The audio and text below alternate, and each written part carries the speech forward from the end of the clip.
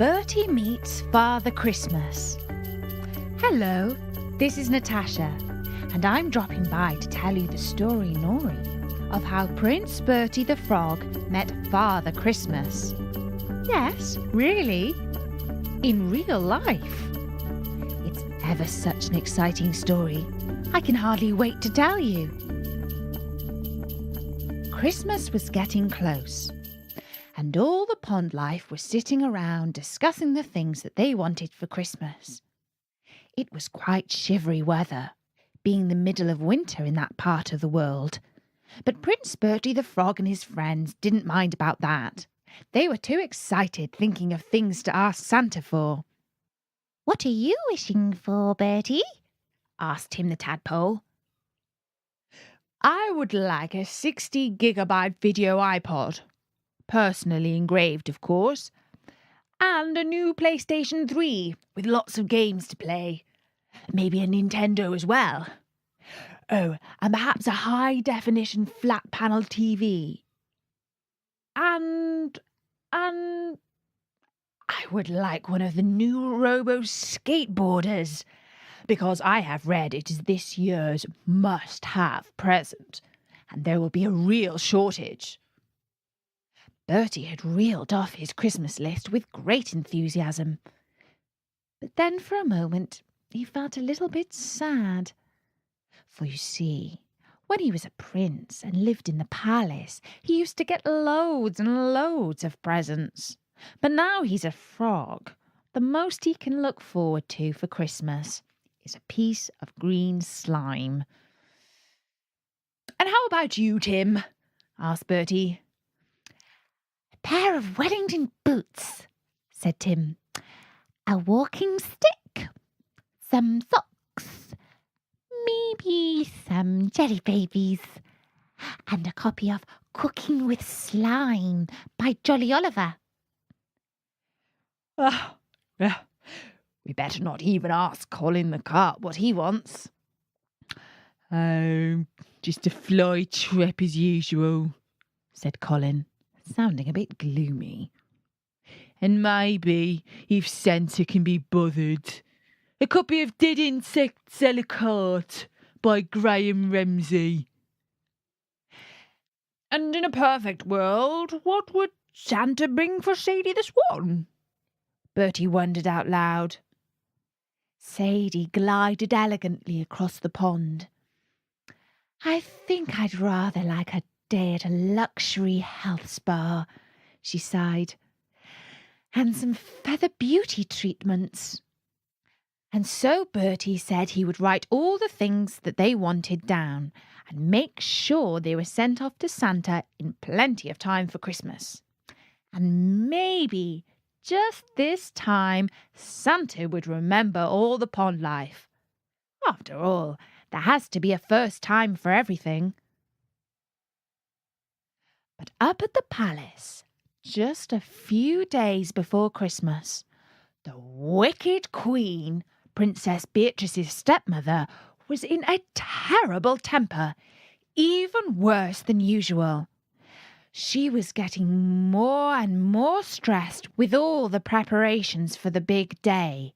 There were presents to buy and wrap, and food to prepare, and all sorts of charitable acts for the poor people, which really didn't interest her very much. "Right, that's it," she screeched one morning. "I'm totally fed up. Christmas is cancelled. We're not bothering this year. And I'm going to ask that stupid old Santa to send me a cheque instead." Now, when everyone in the palace heard this, they were really quite upset, because they were looking forward to Christmas so very much. But the wicked stepmother was absolutely determined. "And if any little child so much as dare whisper, 'Merry Christmas,' I'll turn him into a beetle." And everyone did their best to stay out of sight, because you see, secretly she is a witch, and she might turn you into a creepy crawly just for fun. So if she's in a bad mood, it's best to stay out of her way. Everyone was truly miserable, but nobody more so than the lovely Princess Beatrice, because she especially loved Christmas. Most of all, she liked helping the poor people and doing kind things for little children and small fluffy animals. And she quite liked eating yummy scrummy food and getting some presents herself. So she was terribly upset. And to calm herself down, she went for a walk by the pond. But she couldn't stop herself from sobbing gentle, sweet tears. She began to talk to the creatures who lived on the pond, and she didn't think for a moment that they might understand a word of what she was saying. "Dear gentle swan," she said. "Funny-faced frog, tiny tadpole and strangely grumpy-looking fish. Do you not understand how sad I am now that the wicked stepmother has cancelled Christmas? Yes, it's true. She wrote to Santa and asked him to pay a cheque into her bank account instead. Oh, alas! It is as if my heart had been broken into 1,000 tiny little bits, and I have no idea how to put them back together again."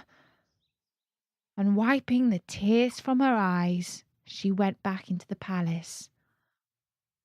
"Oh," sighed Bertie, "this is truly terrible. I can't bear to see the lovely Princess Beatrice so upset. After all, I'm still officially engaged to be married to her royal loveliness. Something must be done." And so Bertie, along with his friends, hatched a cunning plan. They waited until the night of Christmas Eve, and when it was getting dark, Bertie and Tim hopped onto Sadie the Swan's back. The mission was so important that even Colin the Carp wished them good luck. Sadie flapped her wings.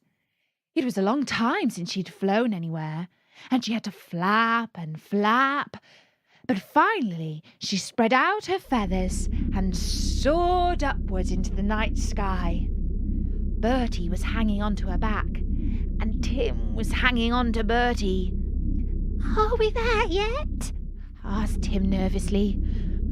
"I only wish," said Bertie as he swayed around in the wind. Sadie flapped up and down and up and down until they were flying over a nearby village. "There!" shouted Bertie, and Sadie flew down onto the rooftop, skidding to a halt. Tim was very pleased to climb off, and was already wondering if he could take a bus home, since flying on a swan's back was a bit scary. "We'll just wait right by this chimney," said Bertie. "And when Santa and the reindeer come along, we'll tell him that he's not to listen to the silly old wicked stepmother, and I'll order him to deliver presents to the palace as usual." And then he paused to think for a bit. "And to everyone on the pond as well, of course." So Bertie and Tim and Sadie waited. And waited. They got very cold and a bit peckish. But they didn't complain because they knew it was very important to see Santa. Finally, they saw the twinkling of moonbeams, a silvery trail of stardust, and Santa's sleigh was coming into land. "I saw him first! I saw him first!" said Tim, jumping up and down, which is quite difficult when you haven't got any legs. "No, I did," boomed Bertie. "It was me! It was me!" squealed Tim. "No, Tim, either." "Not fair! Not fair! Not fair!" cried Tim. "I never get to see anyone first." Now, boys, said Sadie. It doesn't really matter who saw him first. We just have to speak to Santa.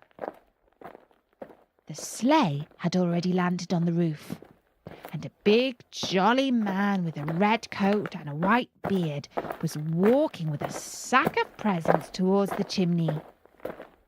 "Who's that?" asked Tim, who really is a rather silly tadpole. Bertie ignored him and went up to accost Santa's reindeer. "I say there, my merry old fellows," said Bertie. "I need to have a word about a delivery." "Well, I don't know about that," said the first reindeer. "You'll have to talk to the boss." "It's very urgent," said Bertie. "Oh, urgent, is it?" said the reindeer. "It's only Christmas Eve, innit, mate? What, we've only got 3 or 4 billion presents to deliver, and you start telling us your business is urgent." But, spluttered Bertie. "Well, have you got anything for us?" "Not another mince pie and carrot," said the next reindeer. "We've had a couple of million of them already, and we're fed up." "I didn't actually think to bring you something," said Bertie. "Well, nobody ever does. We deliver millions of presents all around the world, and nobody brings us nothing. Unless it's a flippin' mince pie." Bertie was starting to wonder if he shouldn't just put in an official complaint about the reindeer's poor service, when just then Santa himself popped back out of the chimney. "Oh, bother," he said, bending over and picking up Bertie. "Looks like I dropped this little fellow. Oh, well, never mind. We'll just sling it in the next stocking. There must be some not terribly well-behaved snotty-nosed kid who deserves nothing better than a cheap-looking toy frog." I'm not a toy," spluttered Bertie. Santa chuckled. "A toy that talks? That's hardly original." Look here, good sir," said Bertie, putting on his grandest voice. "I'm Prince Bertie, from the palace, you know. I'm merely in the form of a frog because my fiancée stepmother got rather cross with me once. Well, that's a long story. Perhaps I'll tell it to you another time." "We'll be skipping the palace this year," said Santa. "The Queen wrote to us personally and said she was cancelling Christmas this year, and we were just to send a cheque and a large box of chocolates instead." "That's just it," said Bertie. "It's all been a terrible mistake. The lovely Princess Beatrice, she's my fiancée, you know, and the sweetest, kindest creature who ever lived, is so terribly sad about Christmas being cancelled. And so I've come to ask you to put the palace back on your route, if it's not too much trouble." Santa stroked his long white beard. "Can't be done," he said firmly. "It's all been inputted on the system, you see. I can't go round changing it all at the last minute." "But Princess Beatrice will be so miserable," said Bertie. Santa shook his head. "Not as upset as the system's people will be if I start trying to change the rota. It simply can't be done." Bertie was starting to get so cross he was hopping from one foot to another. "I have to insist," he said. Well, you can insist all you like, my fine frog, but rules are rules. Letters to Santa must be written 3 weeks in advance, on one side of paper only, and addressed to the North Pole. Chimneys must be a regulation 6 feet minimum, and free of dangerous objects. Roofs must have a minimum width of 12 feet landing space for the reindeer. 1 mince pie must be left for Santa, but no custard or harmful additives. It's all there in the health and safety regulations. But it's Christmas, spluttered Bertie. Doesn't mean there aren't rules to follow, said Santa. If the palace wants to go back on the list, then they will have to apply to the head office. Just then, Sadie the swan walked across. She hissed her fiercest hiss. "You've never seen a crying princess," she said. "It's enough to break anyone's heart. Now deliver a present." Santa backed away, because Sadie was really quite scary when she got cross. I suppose," said Santa. "But I'm afraid I haven't got anything to give her. All these presents are spoken for. You wouldn't want some child missing out because of you, would you, Frog?" Now, Bertie thought about it, and that didn't seem a terribly good idea. "I know," he said. "Just take me. I'll be the present." And as Santa was fed up of arguing, he agreed to Bertie's plan, on condition that nobody breathed a word about it to the head office.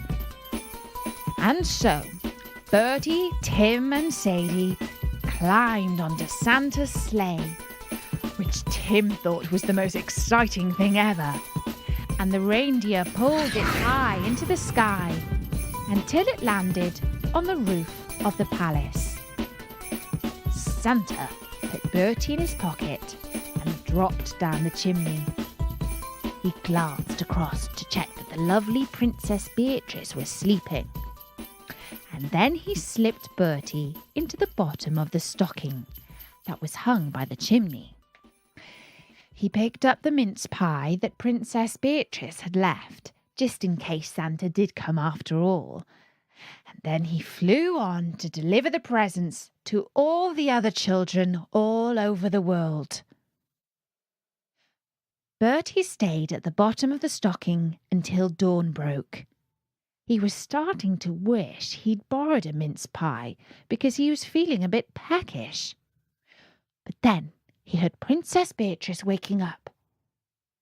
She walked over to the chimney, and she saw that the mince pie was gone, and that there was something in the stocking. "Santa has been," she said out loud. "I knew he would. I'm so excited," she said, dancing around the room. "It's Christmas." And then, when she calmed down, she looked inside the stocking. She was talking out loud about all the things she'd asked Santa for. A new tiara set, a string of pearls, a pink ball gown, and a complete set of a Girls Aloud CD. "Oh dear," she said, lifting Bertie out of the stocking. "It's a toy frog." "That's, quite nice, I suppose. I think I'll take it to the charity shop on Monday." Bertie was a bit sad about that. It seemed the Princess Beatrice didn't really like her present. He only longed that he could look into her dazzling hazel eyes and say, "Dearest Beatrice, don't you recognize me? Before I became this sweet little frog you see before you, I was your handsome Prince Bertie. Now, If there is one thing Bertie was good at when he was still a prince, it was skateboarding. Unfortunately, Princess Beatrice did not own a skateboard, but she did have a pair of rollerblades. And as it happened, Bertie saw one sticking out from under her bed.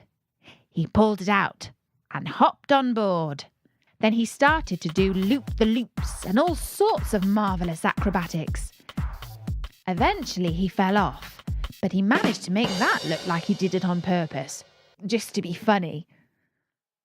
Princess Beatrice was delighted. She was so excited she jumped up and down and clapped her hands. Then she picked up Bertie and was about to kiss him when she thought, well, perhaps not this time. And she put him down on the floor again. My darling little frog, she said, how can I ever thank you enough? This is the best Christmas ever. And she ran off to tell all the little children who lived in the palace all about what had happened. Croak, said Bertie when she was gone. And he cried a little tear because he would so like to be a prince once again and spend Christmas with the lovely Princess Beatrice. But at the same time, he felt really, really happy because he had managed to cheer her up. And when he got back to the pond, he found some presents waiting for him. And Tim had cooked up a mega dish of Christmas treats, specially prepared from his brand new copy of Cooking with Slime. And that's the story, Nori, of how Prince Bertie the Frog met Father Christmas. And every single word of it is true. Honest. I hope you have a great day, and Santa brings you some wonderful presents. But for now, from me, Natasha, and all of your pond life friends at storynori.com, have a very Merry Christmas. Bye-bye.